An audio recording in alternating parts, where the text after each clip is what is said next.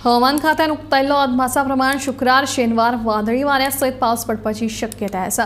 2 दिसां खातीर yellow alert जारी केला। 23 मे मेरेन मध्यम पावस पडपाची शक्यताय आसा। शुक्रारा पणजेत चडांत चड तापमान 34.8 अंश सेल्सियस आशिल्लें।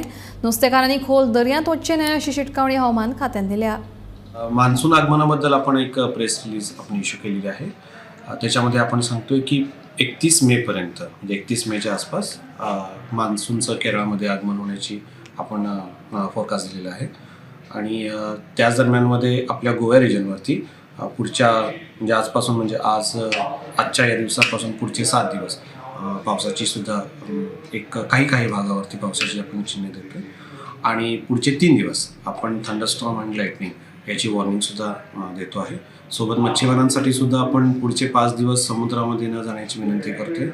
40 ते 50 ते 60 किलोमीटर वेगानं वारे तिथे वाहते आहेत। आणि या संदर्भात सुद्धा मच्छीमारांना आपल्याकडनं 5 दिवसासाठी समुद्रामध्ये न जाण्याची एक सूचना दिलेली आहे। पर्यटकांसाठी एकच आहे की आपण हे पुढचे 3 दिवस थंडरस्टॉर्म लाइटनिंग देतोय।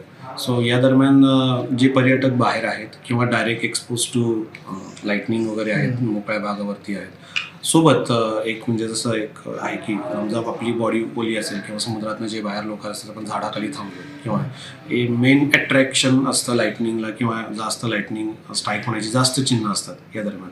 सो आपल्या सर्व पर्यटकांनी किंवा जे पर्यटक मॅनेजमेंट करणारे जे ऑथॉरिटीज आहेत त्या सर्वांनी याची थोडीशी काळजी घेतली पाहिजे किंवा आपल्या आसपास जर लाइटनिंग वगैरे होत असेल तर सुरक्षित भागावरती थांबलं पाहिजे। आणि सगळ्यात याच्यामध्ये स्वतःची सुरक्षता आणि आपल्या परिवाराची सुरक्षता याच्यावरती जास्त भर दिसला पाहिजे।